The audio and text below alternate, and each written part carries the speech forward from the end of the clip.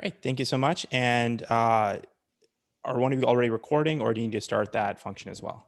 I'm recording. Great.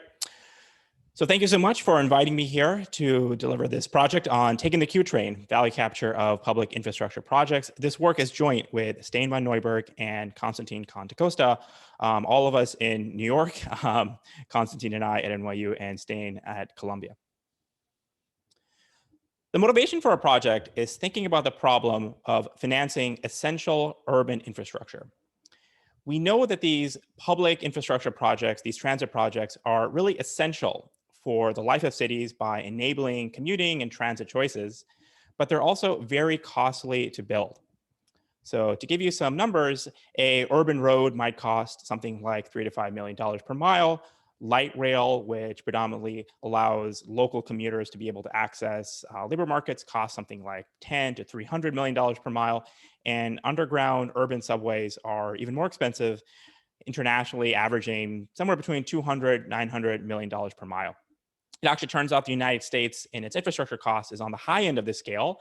And in New York City, where we're going to be focusing on the most recent subway projects, the 7 Line and the 2nd Avenue, which is the focus of this presentation, actually cost something like $2.6 billion per mile of construction. So it's a fascinating question, a little bit outside the scope of our project, why it is that the United States has such unaffordable infrastructure, why it actually costs us something like an order of magnitude more than the rest of the world to build infrastructure. I'm happy to answer those questions if they come up in the chat window. But for our project, we're taking these costs as given, and we're trying to understand how to make adequate investment decisions from a cost-benefit standpoint, again, taking as given the fact that we have those very high infrastructure costs. So we're primarily going to be measuring the benefits of transit expansion and thinking about the best ways of financing these. We're going to be measuring the commuting benefits of transit expansion, and we're going to be taking a capitalization approach, which is that we think that these various benefits of expanding transit options, improved commutes, a variety of other benefits that result from transit expansions are ultimately going to be capitalized into real estate valuations, both for residential and commercial properties, incorporating the improved value of these locations based on the ease of transit. So we're going to take the standpoint that the improvement in real estate value allows us to measure the impact of the new transit expansion. We're then going to ask the question, how much of this benefit is coming back to the government in the form of property taxes? To do so, we'll adopt a difference in difference framework. So we'll need to define a treatment area, and I'll talk a lot about how we decide our treatment boundaries and define our control areas. And we're also going to need to look at a treatment period contrasting with a before period. And I'll also talk about how we kind of account for anticipation effects there. But that's the basic framework of our analysis, doing a difference in difference analysis in order to understand the commuting, real estate valuation, and ultimately public finance implications of important public infrastructure projects. So again, the 2nd Avenue project that we examined here, we think is really important to understand because it's really the most substantial underground subway expansion the United States has sort of seen in decades. And it's also the most expensive subway ever built. That means it's really important to understand the cost benefits and trade-offs with respect to important projects like this. We're going to start by using geolocation data. I guess I should stop saying it's novel now that many people are using this to examine the commuting and direct transportation benefits of the subway expansion. We find that people see gains in their commutes of about 3 to 15 minutes, depending on the specification. We then look at the complementary real estate gains around the transit stops. We find that real estate prices go up by about 5 to 10% in the vicinity of transit stops. And we're able to decompose this increase about 50-50 into changes in a cash flow channel in rents and the other half into changes in valuation of real estate properties. So some of the novel contributions in our project have to do with being able to look at both rents data as well as price data to kind of do this decomposition and find that there seems to be not only an improvement in valuation due to rising rents, but also kind of this improved valuation and quantifying the extent of these increases, which we find is large enough in some of our specifications to pay for the subway itself.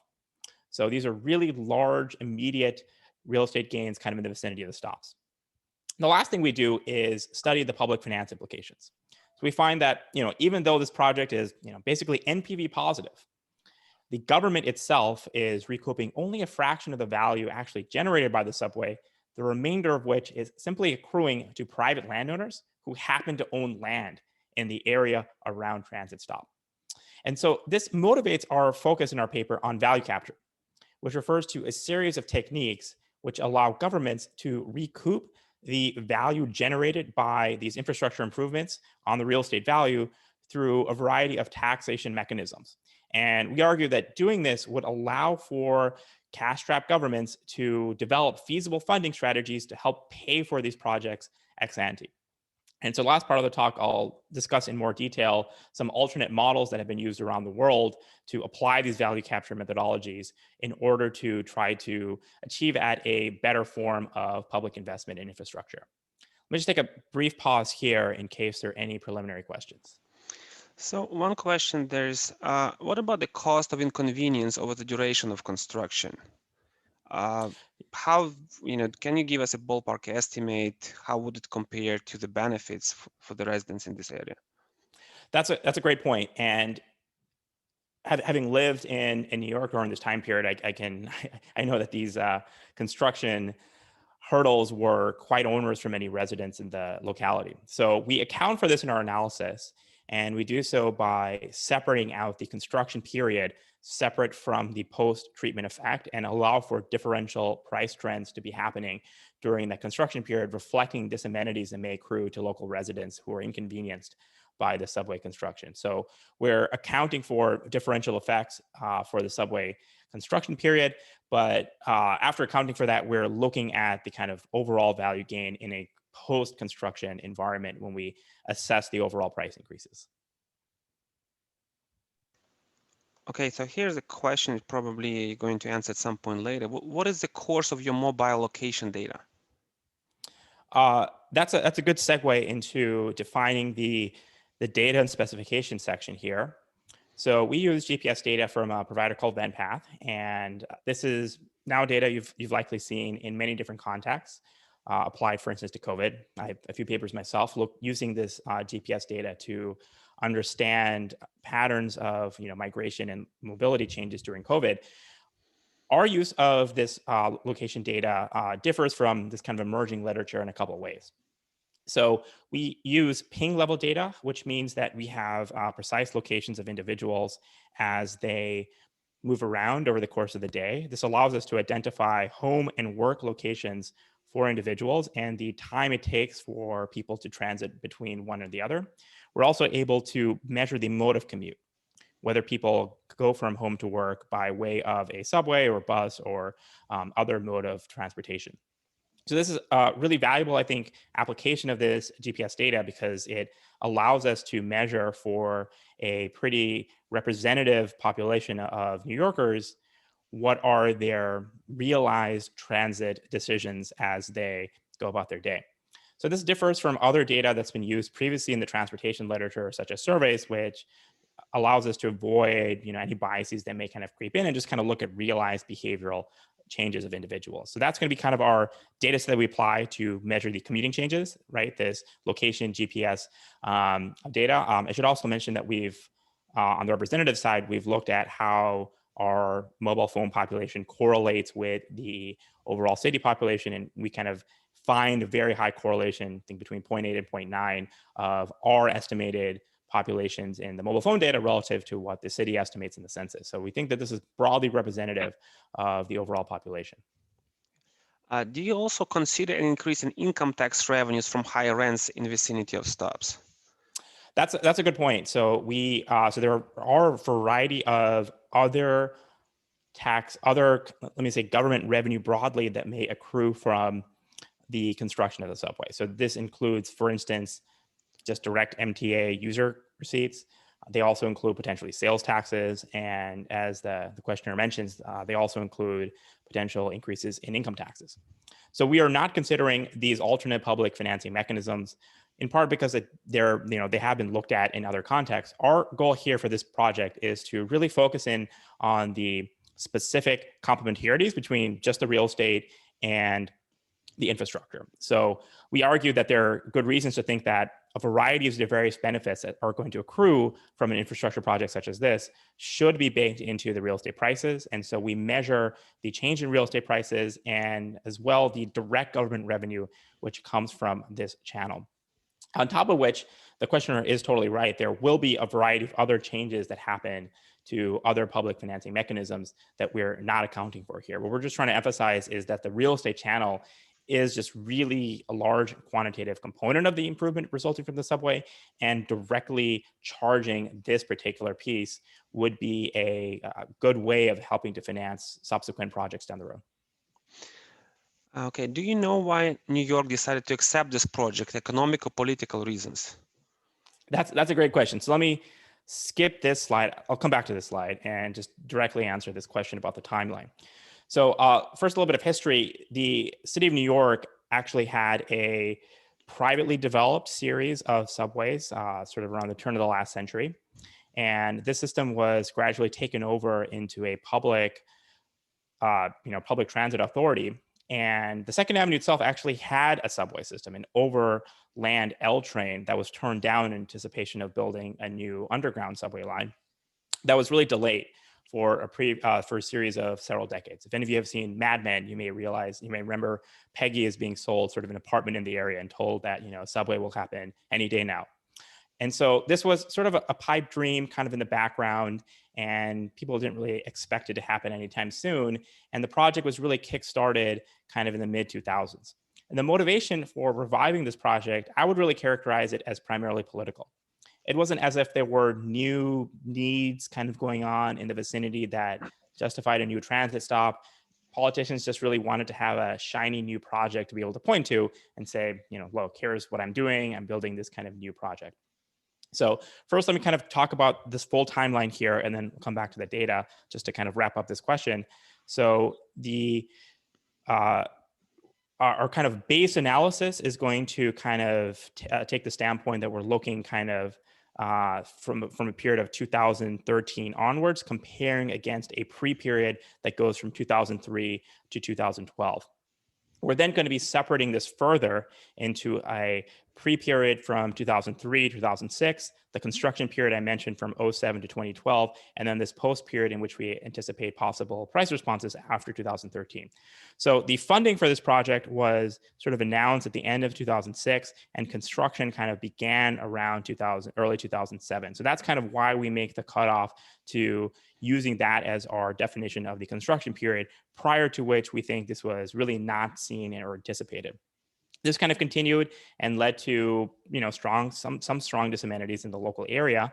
And around 2013, we think the project was really kind of wrapping up. This is about the time that a community information center is sort of opening, and the subway finally opens itself in January 2017. So for our commuting analysis, we'll be looking around a shorter window around the opening itself to measure changes in commuting. And then for our price analysis, we will be comparing price trends that happen after 2013, allowing for 4 years of anticipatory effects prior to the subway's construction, and comparing that relative to earlier periods, including an earlier pre-period that goes back to 2003 to 2006.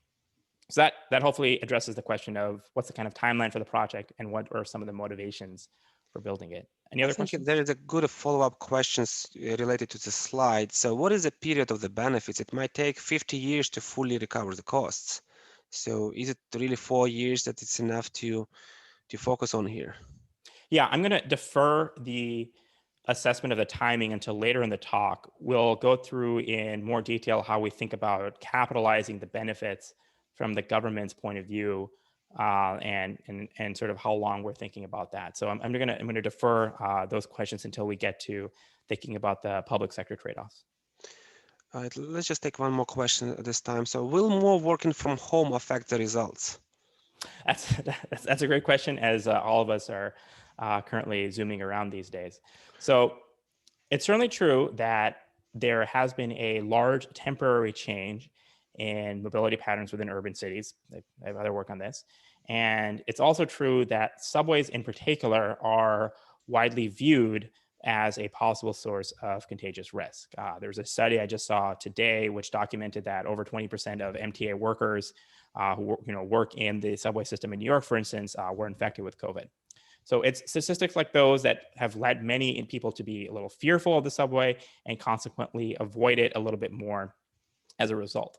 But I think we're also seeing, as here in New York, at least, cases remain kind of low, steady return of individuals back to subways, particularly under conditions of being masked. And if you look around the world at cities like Tokyo or Seoul, you see that these are massive cities. They have enormous subway networks, and they continue to see enormous ridership because the overall public health environment is safe and people are comfortable wearing masks, staying quiet in subways, and continuing to ride them. So the total effect remains uncertain.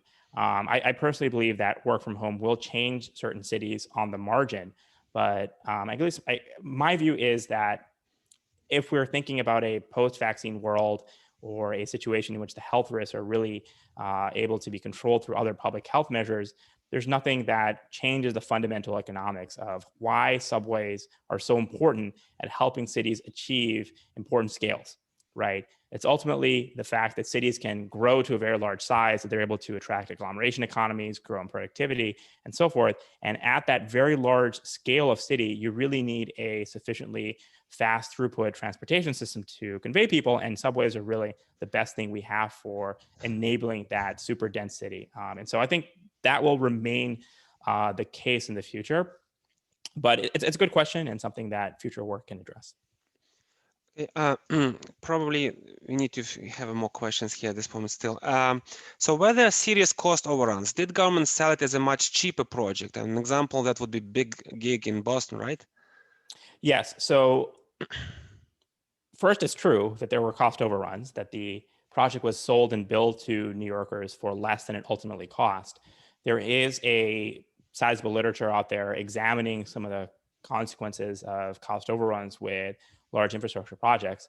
But even the base rates, I would say, for what projects were scheduled to cost, or even what they were billed to the public as costing, turn out to be substantially higher in the United States than they are in foreign countries.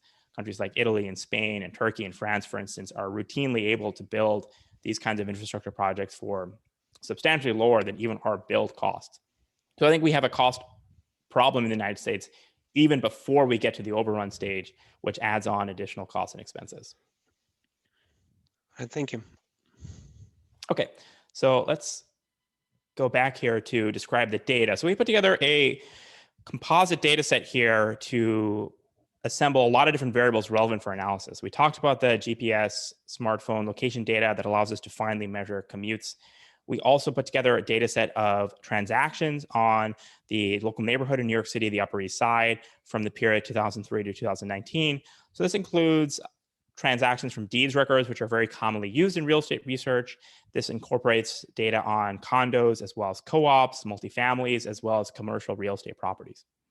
One thing we're able to do in this project is match this data against web scraped information from a brokerage site, Street Easy, and this allows us to really populate this information well with a lot of detailed unit characteristics, things like bedrooms, bathrooms, square foot, the floor, and even building characteristics like doorman and so on and so forth. We also add together information drawn from the city about taxes. So we have really detailed information about property taxes, and we'll go into that in far more detail at the end of the talk, as well as rent data. So from a real estate standpoint, I think where our data is able to stand out is through a comparison both of prices and rents, being able to look at residential and commercial, and being able to examine the true property taxes as well as other important unit characteristics. Our key specification is going to be this diff and diff. So the key variable of interest is this beta 1 parameter, which is going to correspond to the coefficient on the interaction term, which is going to be a treatment area. So I haven't talked about that yet. That'll be the next thing. We'll talk about how I define the treatment areas, interacted with a post-2013 dummy, and I did just kind of briefly go over why we set 2013 as our cutoff for examining effects. We'll also do everything year by year. And we also have controls for this construction period to accommodate for the concern that different things may be going on in that context. Okay, so we just talked about the timing, why we kind of look at post-2013 behavior, and the motivation for this project in particular is sort of politically driven, I would say. Now let's get to how we define our treatment groups. So the map here is the Upper East Side location of New York. And one thing to say about this neighborhood is that this is, really an extremely dense part of the city. And it's sort of one of the places in the country where an additional subway line really makes the most sense just from a density perspective. So this is sort of a subway line that was, has been really needed for many decades now. And so it's kind of the decision to put it in is sort of arbitrary, but the fundamental need kind of stems from a large amount of density in the area. We're looking at a variety of treatment definitions that are in windows around the transit stop themselves. So this subway line extension added these 3 new stations, and we're looking at price effects and properties in the vicinity of those stops, the properties marked in blue, relative to other properties on the Upper East Side. Those are the properties marked in red. Our benchmark treatment definition estimates the price effects along a 2nd Avenue corridor. So those are all the properties between 1st and 3rd Avenues in New York City, between 59th Street and 100th Street. So those are properties marked here in blue, and they correspond to basically properties on the city blocks most served by the second line expansion. We use alternate treatment definitions as well. Our second one looks at properties that are within a 0.3 mile cutoff based on the Manhattan distance, the walking distance to the nearest subway station. Our third treatment definition looks at all properties that have a reduction in distance to the subway stop. So they're able to walk faster to the subway relative to the transit that they were previously served by. And then we have an omnibus treatment, which basically combines all of the above treatments. So this just sort of provides us different robustness around how precisely to measure the properties that are most treated or affected by the construction of the subway project. This also kind of gets at again, sort of the earlier question about the motivation for the project. We look at evidence on changes in income in our treatment definition. So this follows the first treatment definition and looks at the median income for borrowers in the area compared with those in our control sample. So you see that the treatment area is a little bit less wealthy than the other parts of the Upper East Side, but the 2 neighborhoods are kind of following parallel trends prior to the subway's construction. So it doesn't seem as if there are differential trends going on that would be affecting either the choice of where to build the subway or what's going on with the neighborhoods other than the construction of the subway itself. Let me pause here for another second and see if we have any questions. To what extent are costs driven by the cost of land acquisition in that area?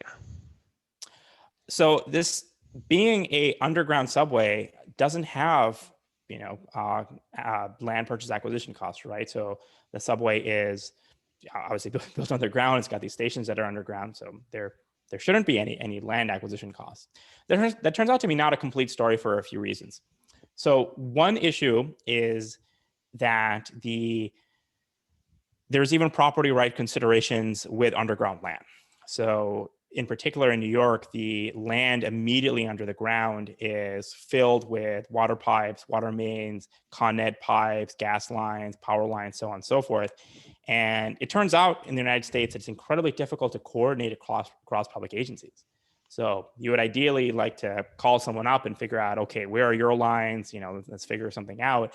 And that just winds up being prohibitively difficult in the United States for a variety of reasons. We have overlapping jurisdictions. We have all these different public entities with some claim on subsurface land. And so one of the reasons why this project was so expensive is they just built it very deep underground, and in order to kind of avoid dealing with that tangle of kind of other public or quasi-public entities. In addition, the stations that were built were extremely large. So they have very long mezzanine. So in London, for instance, you also have fairly deep subways, but the stations are kind of a little cramped, kind of feel like a hamster walking around the web of London subways. The New York new Second Avenue stations were extremely large and cavernous. And it was really the expense of building those subways, tunneling them out, manning overmanned crews in order to build all that stuff that really bumped up the price of the subways. All right, thank you. Okay, so first thing we're going to do is examine the impact of this queue line extension on the commuting times gained by individuals living in the area. So we are using this mobile phone data to estimate home and work locations and looking at the time difference between transits between these locations in order to estimate commutes both in the morning and in the evening.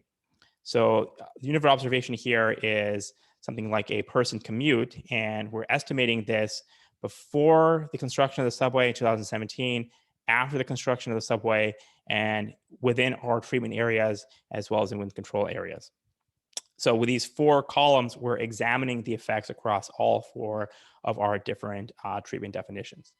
So the key variable of interest is this interaction term, which measures the commuting gains of individuals who live in the treatment area, so kind of live in the vicinity of the subway stops after the subway is constructed.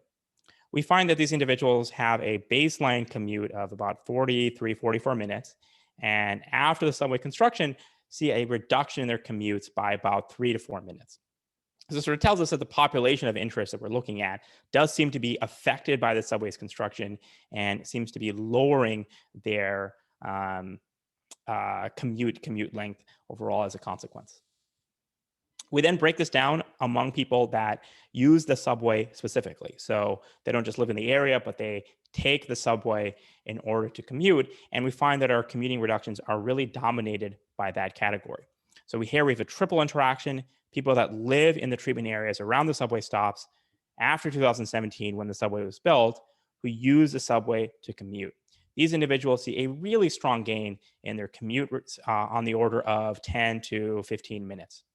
So it sort of tells us that subway users are really seeing a big gain in their commutes as a result of the construction of the subway. Now, another analysis we do here is look at the utilization rate of the subway itself. So whether commuters are actually taking this new queue line in order to get to work or using something else. So we compare the utilization of the queue line both for people that lived in the area already as well as for people that move to the area. And our motivation here is that these marginal movers, the people that enter the neighborhood and and then kind of start using the queue line more often, are also more likely to set real estate prices. So to the extent that this change in transit options is not only affecting the current stock of residents, but also attracting new residents that are particularly interested in the queue line itself for commuting purposes, we really expect these preferences of these marginal movers to be impacting real estate prices. And in general, we expect that the amenities generated by the subway construction should be incorporated in those real estate prices. Stop here again if we have any further questions. Not at the moment, but I'll let you know as soon as we have them. Great. Okay, so what we've done so far is talk about how we are thinking about the construction of the subway project. We've discussed that this project has commuting benefits to residents who live in the area. That is an advantage of our mobile phone location data, that we're able to estimate with high frequency data the realized changes of individuals in their commute habits. And we find that this has kind of a really big impact on how people choose to commute in ways that sort of suggest that the capitalization approach should allow us to kind of estimate effects. So that's the next part we're moving to, is using the complementarity of infrastructure and real estate to understand how the real estate channel capitalizes the benefits of transportation improvements. So this is sort of our baseline specification. And so let me kind of walk you through how we estimate the price effects. So as before, our key outcome of interest, our key variable of interest, is an interaction term between a treatment definition, people that live on the Second Avenue. Here we're just going with our baseline treatment definition of the Second Avenue corridor across all these specifications. So we're looking at those individuals after our post period. Here we've kind of moved our post period back to 2013, again, to account for possible anticipation effects prior to the subway's construction itself. So in our first specifications, we just have a post-2013 effect relative to pre-period effect. We include a large degree of controls in the second column that account for unit characteristics, and we measure the change in log price of properties on the Second Avenue. So we find in that second specification, there's an increase in price of about 8%. This price estimate goes down a little bit after we add a building fixed effect control. So there we're looking at 2 units within the same building that transact before and after the construction of after the 2013 period, because the building fixed effects kind of soak up the geographical definitions. We drop the second avenue control there, but find a kind of increase in price of about 3.4% in that specification.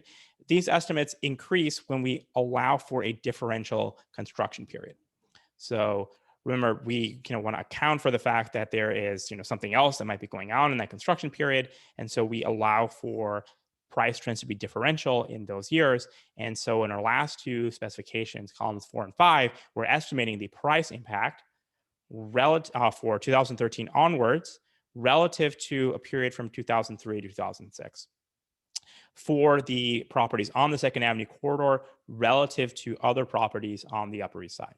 And so we estimate about a 4, 5 to 10, 11% price increase for properties in the local area. So this is a pretty substantial increase in real estate valuation for properties, reflecting the complementary gains resulting from the improvement in infrastructure. Okay, a couple of questions here. So, saving is only 4 minutes for residents. Hard to believe that would change real estate prices. Can you provide some intuition for this pretty significant change in real estate prices? Absolutely. So this is probably a good time to get into this discussion here. So the important thing to keep in mind is that we're discussing New York City, where real estate tends to be quite pricey. And it turns out that even minor improvements in commutes have a pretty drastic effect on the valuation of real estate properties. So to give you a sense of that, what I have on the right is an estimate from the New York Times that looks at commuting distance along a light rail corridor along the Metro North.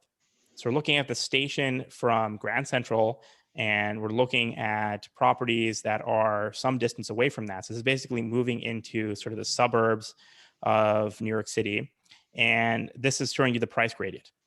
So how properties are changing, increasing their price per minute of commuting.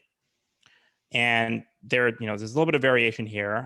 Some of these suburbs, like, let's say Scarsdale, have maybe other amenities going on that are increasing the value of the properties. But you see that there's sort of a gradient here of about $10,000 to $30,000 in the increase of properties for every minute of commute that you go further away from New York City. Now let's compare that to our estimates. So we just sort of discussed that there was a sort of 5 to 10% increase in price. There is a 3-minute one-way commute. And so if you multiply that with the house price in treatment areas of $845,000, that results in a $14,000 to $28,000 increase in house price per minute, right? So if you kind of compare this gradient on the right, sort of about $10,000 to $36,000, let's say, with this estimate of about $14,000 to $28,000, it's sort of right in line. And so that sort of suggests that what we're kind of finding seems to be the market price for commuting improvements in New York City. There's another way of thinking about this, which is that we could take the perspective of the time savings of individuals, and local residents in the area earn about $100,000 a year. So they're going to save, if you apply the time value of money towards their commutes, something like $1,250 a year. Now, that might be inflated if you think that individuals aren't really valuing their commutes at the same wage rate as their ordinary work. But if you take that at face value and value that stream of cash as a perpetuity, that's going to tell us that the present value of real estate gains, again, that's kind of the estimate of house prices multiplied by the price gain, can be reconciled with a present value of all of the time gains at an interest rate of 2.5%. So if you think that people have a discount rate of about 2.5%, you can arrive at an increase in valuation of properties just from the savings in time alone. Now, important caveat here is that our focus has been on savings generated through the commuting channel. So I think the commuting channel is a pretty direct and obvious place to look for why properties are seeing an increase in value. But it's certainly true that the capitalization approach we're adopting allows for accommodates other improvements in valuation for the property that are not coming from commuting alone, right? So they may come, for instance, from a variety of other channels. Maybe there's, for instance, less drunk driving in the area, or there is other value to trips that you take that are not just your work trips, that you use the subway for other types of commutes. So a variety of other benefits that may not be incorporated in just the capitalization approach. But what this sort of tells us is if you just take the commuting gain in isolation, that kind of gives us estimates that really actually sort of seem to line up with the improvement in prices. And kind of in the background here, I think sort of the underlying economics is that this is just really valuable land. And these are very high earning people that live here. And so even small incremental gains in kind of nudging down that cost of commuting have sort of more possible improvements in the valuation of properties as a consequence. Okay, is it possible that due to very long planning construction period, all or much of the benefits were already incorporated into the price and real estate taxes pre-opening? So let me address that by going to this price effect plot here. So this is showing the price effects over time for our benchmark treatment definition. And so our emitted year, so remember before we had kind of a group of years that were emitted. Here we're just emitting 2003. And we're looking at the price effects for every single year for the properties that are on the treatment area relative to the rest of the Upper East Side. So it's basically that dynamic diff and diff compared over time.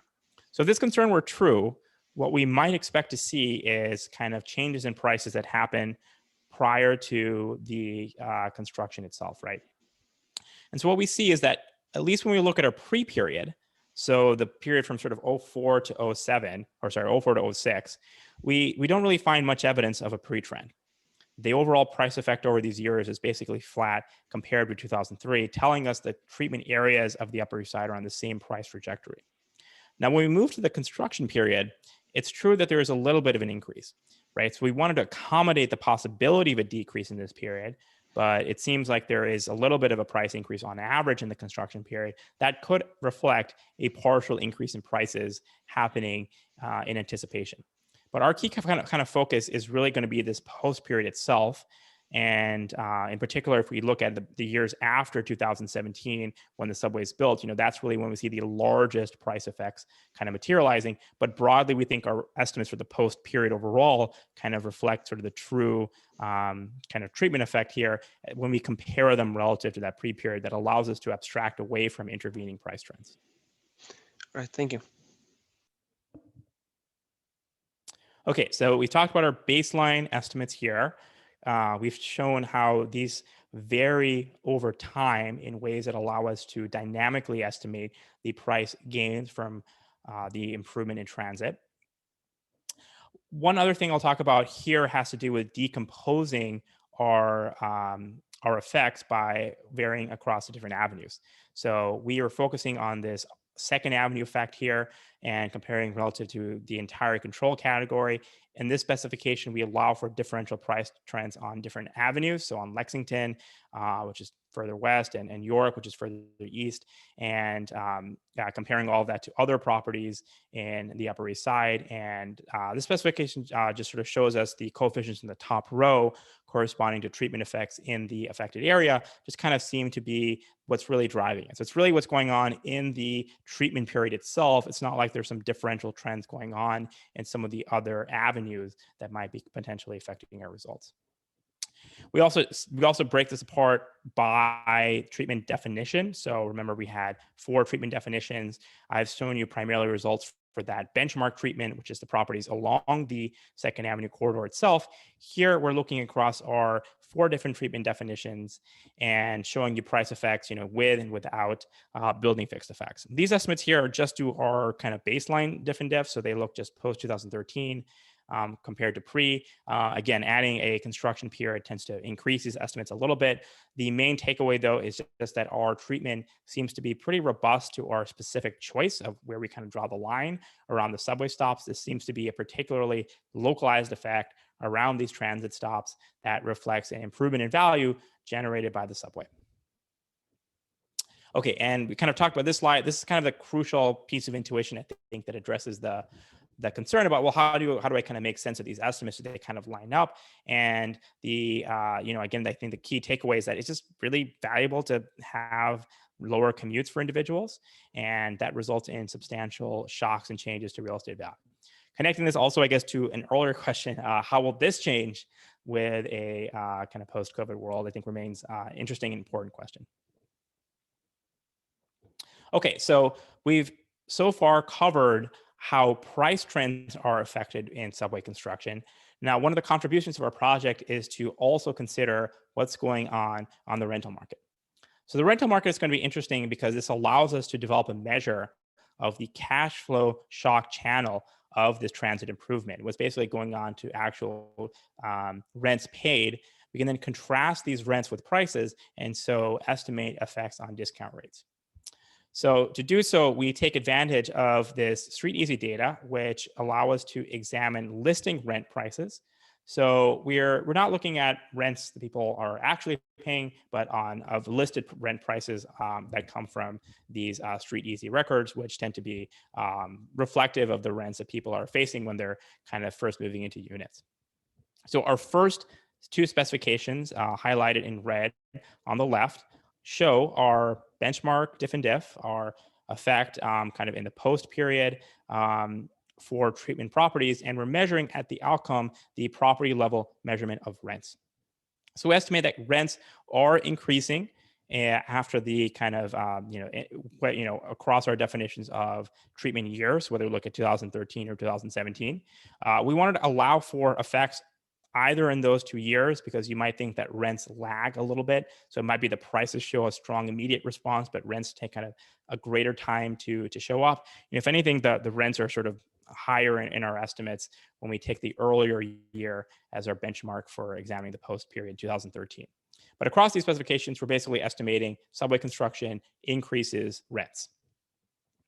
We then shift our analysis to the block level, because that allows us to generate indices that track both prices and rents for each block in ways that account for characteristics. So we're basically estimating a price effect per block, a rent effect per block, and then also the price to rent ratio, taking into account various other characteristics of these units. So we find that and so this analysis is, loses a little bit power because we've kind of aggregated our estimates, but we're able to estimate that the overall price effect is something like 5% in this building aggregated level. That's column 4. So the overall price effect is like an increase of like 5% or 4.8. And that can be divided into a rental channel, that's column 3, of increases in rents of about 2.8%. And the residual is basically a change to the price to rent ratio. That's the one in column 5. So that sort of tells us is basically half of the increase in prices is accounted for by changes to the price to rent ratio. And the other half reflects a change to the cash flow side on just the rents itself. So it tells us something pretty interesting economically, which is that this project is actually lowering the discount rate on local residential real estate by about 2-3%. So it's a meaningful reduction in the risk of real estate investments that's resulting from the improvement in the subway. So in some sense, the project is sort of even better than you would have thought. It's increasing these prices, but doing so in a way that doesn't burden local renters, because the cash flows are viewed as less risky and a lower discount rate is applied to those same cash flows, improving even further the valuation of properties. So we do this analysis in columns 3 through 4 on with our post-2013 definition. We do the same analysis after 2017, which allows for us to look at effects immediately after construction. If anything, the discount rate channel is even larger in that specification. Stop here if there are any questions. Yeah, here's a question. So when does property turnover peak, before or after completion? That might give some idea of what the inconvenience discount may be. Probably need to control for rental buys. I'm not sure I followed that question. So the question was, when does turnover peak? Yeah, when does property turnover peak? So when do you have the biggest, turnaround of properties, during the construction, after the construction.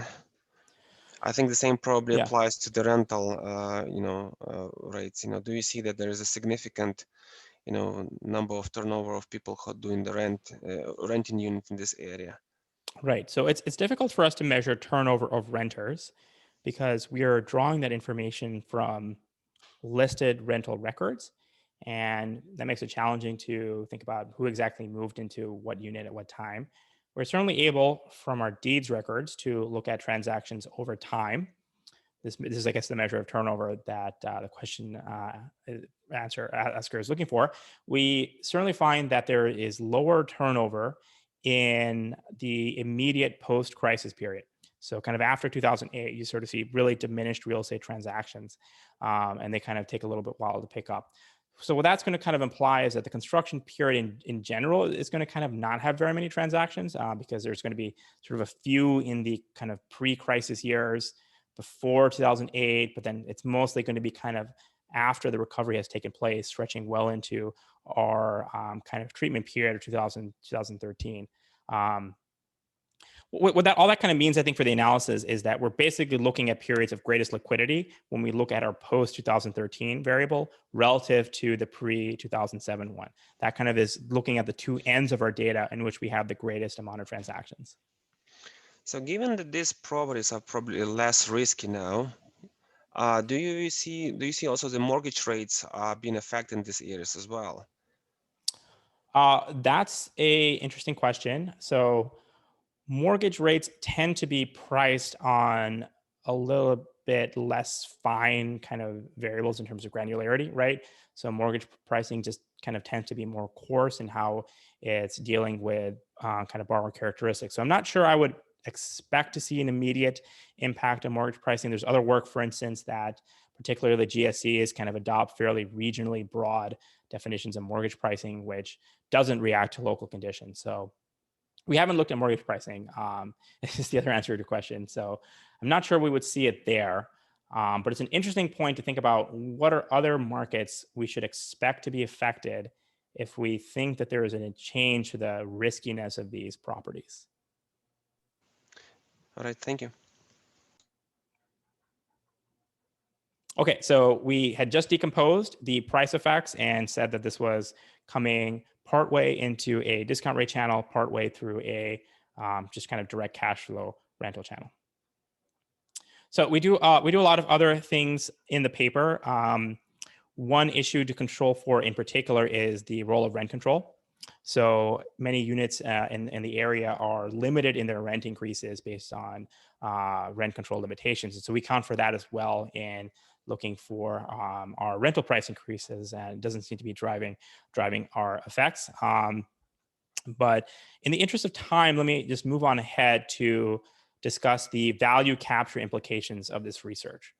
So a little bit of a background here is that many countries around the world do employ some techniques to better take into account the complementarity of these real estate gains and infrastructure improvements to help finance the projects ex ante.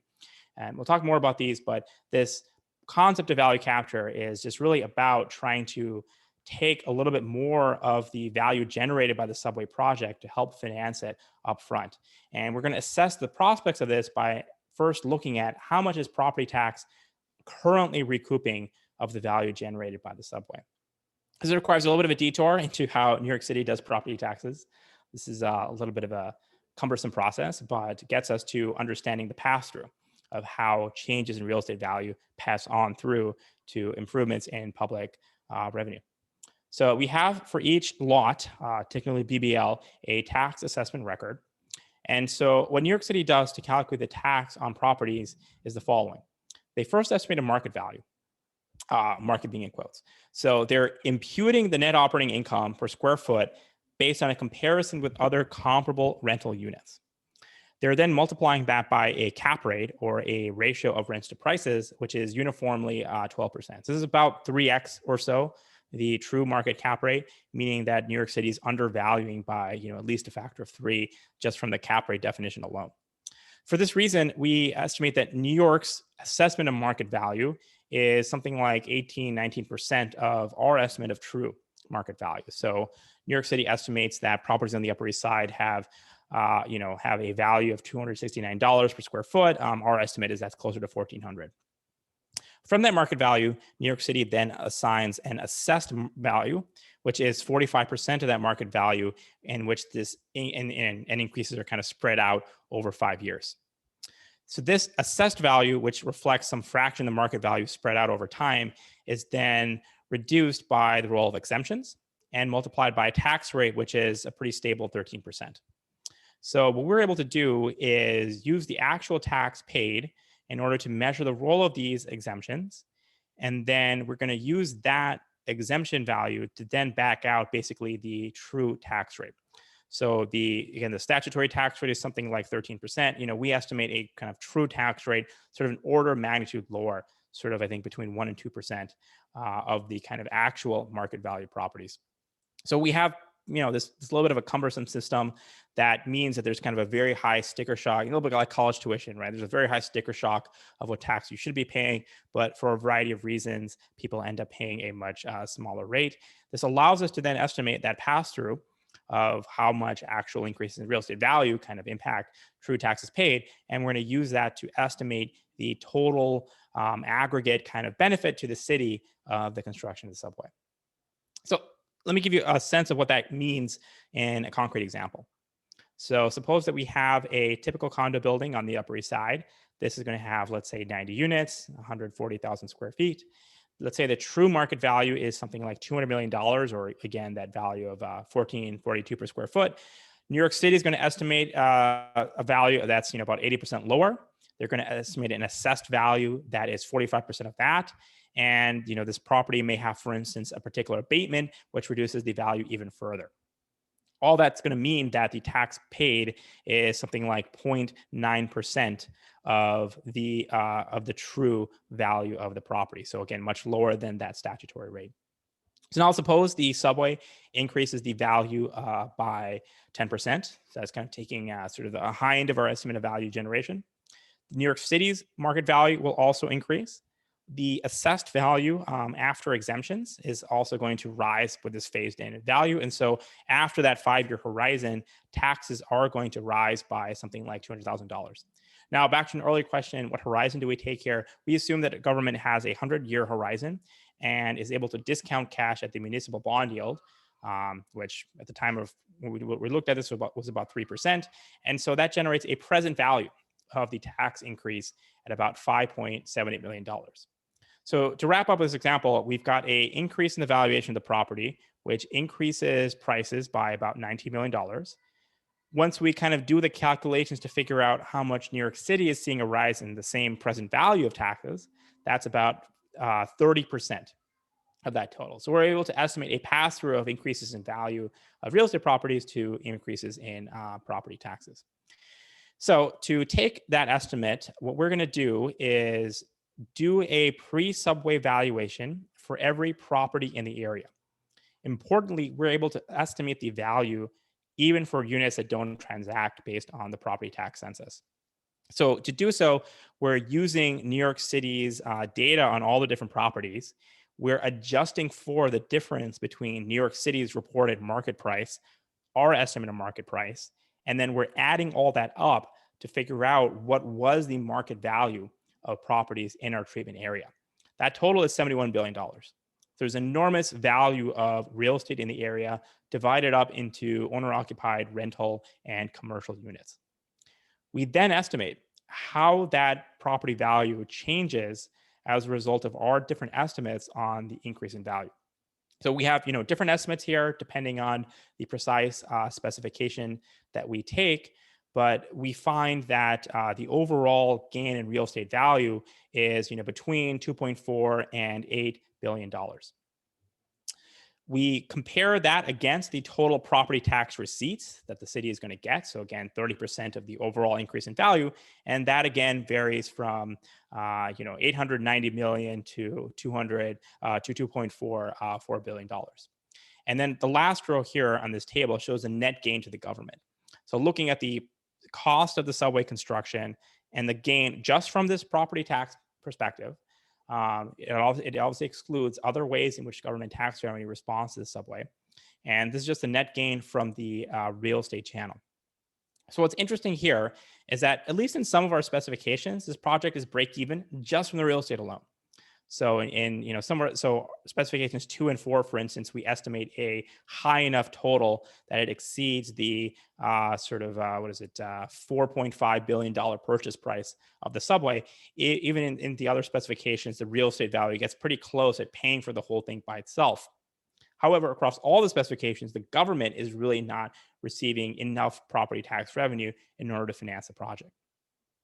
So this is kind of just collecting our estimates of the total real estate value, right? So we're estimating about $71 billion of total value in real estate. Our range is between $2 and $8 billion of increase in market value as a result of the subway, but the cost to build was $4.5 billion. And so from the value capture standpoint, that tells us that the government is kind of seeing a shortfall in what they are able to finance this project out of, because the bulk of these gains from these projects are, again, just coming to whoever happened to own the land in the area. And so that's really kind of one of the key takeaways from our analysis, that it's important to think about the role of value capture, being able to assess potentially micro units of be able to charge individual taxes for specific units so as to be able to recoup the upfront cost to make this whole project NPV positive and ensure that the people that actually benefit the most from this project are also the ones kind of being able to pay for it. So I want to kind of contrast this with what we see in some other countries and some other examples that illustrates how this is a viable technique for financing projects. Even here in New York City, so we have a new development area, Hudson Yards, that sort of in the west side of the city. And this involved another extension, the 7 train extension. This was another example of a very expensive subway, but it was financed by local tax revenue.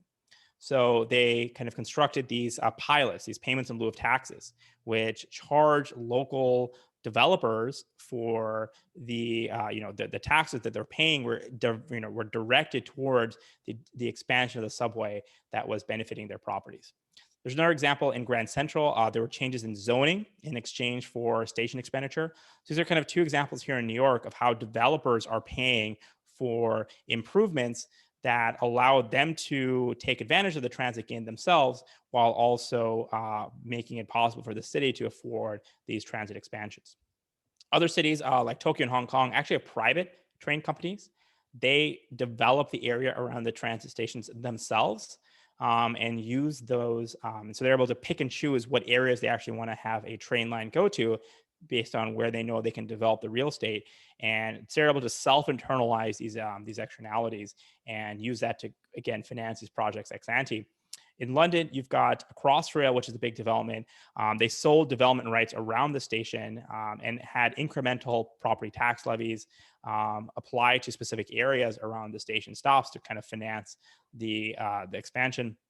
In Sao Paulo, they also have upzoned development rights sold to finance local infrastructure. So these are all just kind of examples around the world of transit-oriented development, which allows for the builders and developers themselves to pay for and help finance upfront the improvements in infrastructure, which is, has a lot of value, as we've kind of talked about, because of these underlying economic complementarities between infrastructure and real estate.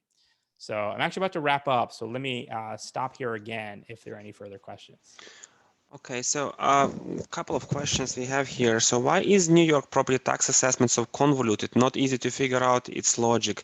That could be important for your policy recommendation as to what is doable. Yeah, so my guess is that this system is something that offers politicians a great deal of discretion, right? Because the statutory rate is very high, it's a very opaque process, and so they're in a position of dealing out the exemptions. So you can imagine an alternate system, for instance, in which everyone just paid, kind of a 1% rate, and you didn't have to go through this whole process. But doing so in this opaque manner and involving these discretionary outlays ensures that politicians have a little bit more power and influence and control on what happens with properties.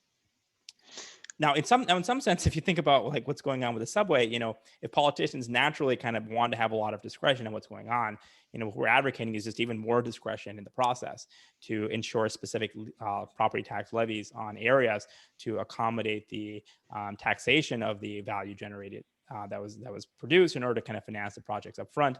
But more directly to the point about political economy, we have these examples right here in New York where this has been accomplished and achieved. With other projects. So there's even another tram project that was being considered in Brooklyn that also had a value capture dimension. So I think this really is something that just needed to take time for kind of people to think about, and it's becoming a larger part of the practice, even here in New York City. Okay, so did you look into the potential heterogeneous effects like the distance to working place? Q line would shorten the commute time, so some people may relocate a little bit further away from their working area. So the demand would be higher for remote spots than central spots along the Q line. Therefore, the increase of property value would be higher for those areas as well. Not sure I caught the full question. So it was about heterogeneous effects based on differences in commute distance. So people Some that people have may actually, following the development of these lines, they may want to actually, leave or relocate even geographically further away from their work, Mhm. because whatever they lose in terms of geographic distance, they're gonna to some degree offset by the new proximity to the underground station. Yeah. So okay. So that's a good point, and it relates to, in general, the a sort of general equilibrium effect of new infrastructure improvement, which is allow for spatial reallocation of choices. So that happened. That certainly happened in New York City in many ways over the years. So the construction of the A line, for instance, on sort of the west side of the city, allowed many individuals to kind of move up to further neighborhoods, and then the light rail kind of enabled even more people to move out to the suburbs and so forth. So these are really important spatial reallocation effects that also result from the construction of transit improvements. And that's not something that we have taken a close look at so far in our analysis. So we have looked at the commuting choices of the recent movers, right? So people that move into the area take the subway more often. We haven't done a deeper analysis of changes in migration mobility patterns more broadly after the subway is constructed. I think it will just take a few years for us to really get a clear enough signal to see whether those effects, people kind of internalizing the commuting gain by stretching and moving even further out, will be realized. So I think this question keeps coming back over and over again about gentrification. More infrastructure, more tax revenues, richer people move in the area. And I mean, you have shown that if you just looked at the real estate taxes, they are definitely, the government is worse off. But if you were to take into account the richer people coming in and spending more and all this, what do you think it's gonna add up together to cover enough to justify the cost of the project? So the gentrification points are well taken. So that generally falls in the same category of broader population composition changes in the neighborhood facilitated by the new transit improvement. We're certainly very open to that because we're looking exactly at how the new movers kind of change their commuting patterns, suggesting that there might be different people. And the underlying gentrification changes may also have large implications for public finances. So I certainly take all those points. Our goal here is really not to say that that the government is only recouping money from the property taxes, but to highlight that the property tax channel seems to be a very large one in being able to account for the effects of the transit improvement. And we think that this will really capitalize a lot of the benefits that you may have in mind. So if if you think that there are changes in the local, as gentrification happens, that's going to affect availability, let's say, of local cafes and restaurants and so forth. All of that are, and in spatial equilibrium, those are all amenities that should be baked into the price increase in responses. So we hope that our price channel is able to really account for a lot of the amenity gains and changes that happen in the neighborhood from an ex-ante pricing perspective, all those kind of anticipated changes. And we find that these are very large and that the government is recouping a small fraction of that real estate gain. I certainly take the points that there are other kind of government gains to be had. And I think even some of these other kind of city examples of what people are taxing. I think London is even taxing some of the sales tax in some of the districts that are affected. So there are other government vehicles as well that can help recoup part of the cost of the subway construction. So I certainly take that point. Our focus here is just to think about the real estate dimension. Okay, this is likely a digression. I was wondering, given the flexibility of politicians to apply tax rates, owners would worry about holdup once they have bought a property. How does that factor into property prices, if at all? So that's a good question. So how will borrowers, how will people worry about holdup given the discretion in property taxes? So I guess one thing to note here is that many of the changes that these other cities have done have to do with increasing the flexibility by loosening the zoning envelope, which kind of what you would generally think of as easing the holdup problem. What I mean by that is, we're showing this kind of increase in demand right around the subway stops because that's not really been accommodated for by new construction. It all shows up in prices. So different ways of addressing that would include, these tax levies on the incremental value, or some sort of auctioning off that zoning process of allowing more development around transit stops and increasing that buildable envelope, and in exchange for some sort of auction or levy that extracts that value and uses it to help pay for the subway. So that's sort of the change that we have in mind here. And what that's doing kind of generically to the investing process is it's making it easier for you as a developer to build, because zoning laws are going to be loosened in the vicinity of subway stops, potentially, as they were kind of in this Grand Central example, as they were in Sao Paulo, as they were in London. So from that perspective, from the zoning angle of this, I think it would generally benefit the holdup problem. All right. Do you know how they finance the project? If they issued municipal bonds, what were the rates and who were the major investors? Yeah, this was financed through municipal bonds. I think that's where we took some of the discount rates from. There was also a component of which that was financed from the Department of Transportation. So there was some federal grant money, and then some of these additional bond issues that were taken out. I don't know exactly who owned the municipal bonds for these projects.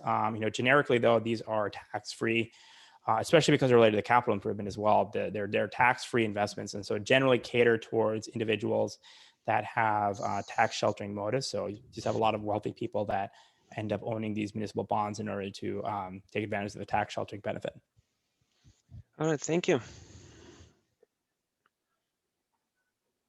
Okay, so if there are no further questions, I'll just wrap up here. Okay, so thank you very much. Just one last slide here. Let me just run through the conclusion slide here. So we have demonstrated that public infrastructure projects in New York in urban areas generally are extremely expensive. And so we need to do a really careful consideration of the costs and benefits and really measure these private benefits that are accruing. We find really sizable and strong improvements that result from the construction of the Q line train in New York that include commuting gains of between 3 to 15 minutes in treated areas, particularly among subway commuters, and really strong price increases of 5 to 10%, split 50-50 between a cash flow rent channel and a discount rate reduction. A key takeaway from our analysis, though, is that these gains were realized by private landlords, not recouped by the government in the form of higher taxes. And so one of the implications for our research is that better designed value capture programs may help facilitate improved investments in infrastructure by the public sector. Thank you very much. All right, thank you very much, Arpit. Thank you very much for a very interesting and exciting talk.